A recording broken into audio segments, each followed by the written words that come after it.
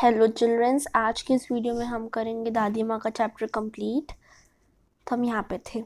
स्नेह और ममता की मूर्ति। दादी माँ की एक एक बात आज कैसे कैसी मालूम होती है। परिस्थितियों का वात्या चक्र जीवन को सूखे पत्ते सा कैसा नचता है। तो एक सेकेंड और भी थोड़ा सा। इसे दादी माँ खूब जानती थी। तो इसमें कह रहे हैं कि दादी माँ को पता था कि किस तरीके से होता, उनको इन सब के बारे में पता था कि जीवन को कैसे जीना चाहिए, क्या हो सकता है क्या नहीं हो सकता। मतलब वो आगे पीछे का सबका सोच के रहती थी। और ये था। और फिर है दादी की मृत्यु के बाद से ही वे बहुत उदास दादा की मृत्यु के बाद से ही वे बहुत उदास रहती। संसार उन्हें धोखे की टट्टी मालूम होता। दादा ने उन्हें स्वयं जो धोखा दिया। मतलब वो कह रहे हैं कि दादाजी की जो मृत्यु हो गई, उनकी मृत्यु के बाद वो उदास रहती थी। ठीक है। फिर जो संसार है, उनको लगता था कि संसार तो अब यूं ही है, कुछ नहीं है संसार में। दादा ने उन्हें स्वयं जो धोखा दिया, मतलब मरने का धोखा। जब वो मर गए तो उनको धोखा लगा कि मुझे छोड़ के चले गए ये सब। वह सदा उन्हें आगे भेजकर अपने पीछे जाने की झूठी बात कहा करती थी।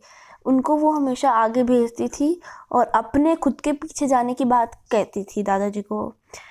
दादा की मृत्यु के बाद कुकुरमुत्ते की तरह बढ़ने वाले मुंह में राम, बगल में छुरी वाले दोस्तों की शुभचिंतक ने स्थिति और भी डावाडोल कर दी थी। मतलब जैसे अब उनके जो दोस्त हो बता रहे थे ना कि ये आगे से ऐसा करते हैं, पीछे से यूं मेरे को गंदा गंदा करते हैं, इस वजह से वो उससे और भी स्थिति बिगड़ गई थी।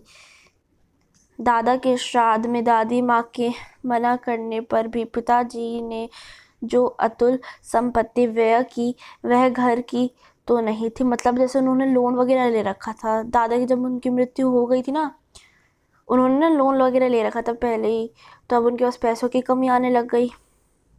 दादी माँ अक्सर उदास रहा करती। माघ के दिन थे, कड़ाके का जाड़ा पड़ रहा था, पछुआ का सन्नाटा और पाले की शीत हड्डियों में घुसी पड़ती। मतलब वो अकेले अकेले रहती। ठीक है। शाम को मैंने देखा दादी माँ गीली धोती पहने कोने वाले घर में एक संदूक पर दिया जलाए हाथ जोड़कर बैठी थी। उनकी स्नेह कातर आंखों में मैंने आंसू कभी नहीं देखे थे। मैं बहुत देर तक मन मारे उनके पास बैठा रहा। उन्होंने आंखें खोली। दादी माँ, मैंने धीरे से कहा। तो कह रहे हैं कि एक बार क्या हुआ था कि बहुत तेज ठंड हो रही थी, जाड़ा पड़ रहा था। तो क्या हुआ एक बार कि वो ना ऐसे देख रहे थे। एक दिन तो उन्होंने देखा कि दादी माँ ना, उन्होंने गीली धोती पहन रखी थी इतनी ठंड में, और वो एक संदूक के ऊपर एक दिया जला के बैठी थी। और उन्होंने राइटर ने आज से पहले कभी उनकी आंखों में आंसू नहीं देखे जो उन्होंने आज देखे।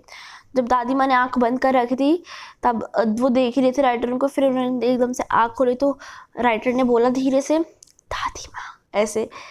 तो फिर उन्होंने बोला, क्या है रे, तू यहाँ कैसे क्यों बैठा है। दादी माँ, एक बात पूछूं, बताओगी ना। मैंने उनकी स्नेहपूर्ण आंखों की ओर देखा। उन्होंने पूछा, मैं आपसे एक बात पूछूंगा तो आप बताओगी ना। फिर बोलती हैं दादी माँ, क्या है रे, पूछ। तो कहते हैं कि तुम रोती थी। तो दादी माँ मुस्कुराई, पागल, तूने अभी खाना भी नहीं खाया है, चल चल धोती तो बदल लो। दादी माँ, मैंने कहा मुझे सर्दी गर्मी नहीं लगती बेटा। वो मुझे खींचती रसोई में ले गई। इसका मतलब तो उन्होंने पूछा ना, जब आप रोती क्यों थी या आप रो क्यों रही थी। तो उन्होंने बोला चल। अब उन्होंने ऐसे बहाना बना के बोला कि तूने खाना भी नहीं खाया, चल चल। फिर उन्होंने राइटर ने पूछा कि आप धोती तो बदल लो। तो उन्होंने बोला, बेटा मेरे को सर्दी या गर्मी लगती नहीं। तो फिर उनको किचन में ले गई। सुबह मैंने देखा चारपाई में बैठे पिताजी और किशन भैया मन मारे कुछ सोच रहे थे। दूसरा चारा ही क्या, बाबू बोला। रुपया कोई देता नहीं, कितने के तो अभी पिछले भी बाकी हैं। वे रोने रोने से हो गए। मतलब उनके जो पिताजी थे, उनको वो कह रहे कि कोई पैसे देता ही नहीं मेरे को, अब तो पहले के भी बाकी है जो उन्होंने नहीं दे रखे, लोन पे ले रखे थे, है ना। वो रोने रोने से हो गए। फिर रोता क्यों है रे, दादी माँ ने उनका माथा सहलाते हुए कहा। मैं तो अभी ही हूँ ही। उन्होंने संदूक खोला और एक चमकती सी चीज निकाली। तेरे दादा ने यह कंगन मुझे इसी दिन के लिए पहनाया था। उनका गला भर आया। मैंने इसे पहना नहीं, इससे सजे सहेज कर रखती आई हूँ। यह उनके वंश की निशानी है। उन्होंने आंसू पोंछकर कहा। पुराने लोग आगे पीछे सबकी सोच के रहते हैं बेटा। तो ये कह रही हैं कि ना कि जब उनके पिताजी दुख हो रहा था उनको, तो उनकी दादी माँ ने उनको सहलाते हुए कहा कि अभी तो मैं हूँ ही ना बेटा, तो क्यों कर रहा है ऐसे। फिर उन्होंने एक संदूक में से एक कंगन निकाला सोने का, चमकता हुआ। तो वो कह रही तेरे दादाजी ने मुझे दिया था, मैंने इसको संभाल के रखती आई हूँ अभी तक, और ये आज हमें काम आएगा। तो फिर उन्होंने बोला, दादी माँ ने अपने पोते से, मतलब जो राइटर है उनसे, कि बेटा पुराने लोग आगे पीछे सबकी सोच लेते हैं, मतलब सबकी सोच ही रखते हैं वो। सचमुच मुझे दादी माँ शाप भ्रष्ट देवी सी लगी। धुंधली छाया विलीन हो गई। मैंने देखा दिन काफी चढ़ आया है। पास के लंबे खजूर के पेड़ से उतरा एक कोया अपनी घिनौनी काली पाखे फैलाकर मेरी खिड़की पर बैठ गया। तो कह रहे हैं कि मुझे ऐसा लगता है कि दादी माँ ना एक श्राप भ्रष्ट देवी हुई थी, तो श्राप को भी उस अमृत में बदल देती है। धुंधली छाया विलीन हो गई, मतलब ऐसे बता रहे उनके एक्सपायर होने के बाद ऐसा हुआ। मैंने देखा कि दिन काफी बढ़ने लग गए हैं, मतलब छोटे दिन बड़े होने लग गए हैं अपने आप। पास के लंबे खजूर के पेड़ से कोया अपनी घिनौनी काली पांखें फैलाकर मेरी खिड़की में बैठ गया है कुछ। मतलब ना जिस दिन, अभी वाकई मैं आपको लास्ट में बताऊंगी, ठीक है। घिनौनी घिनौनी पांखें फैला के बैठा है, हाथ में अब किशन भैया का पत्र कांप रहा है। काली चिट्ठियों सी कतारें झूमिल हो रही है। आंखों पर विश्वास नहीं होता। मन बार बार अपने आप से पूछ बैठता है कि सचमुच दादी माँ नहीं रही।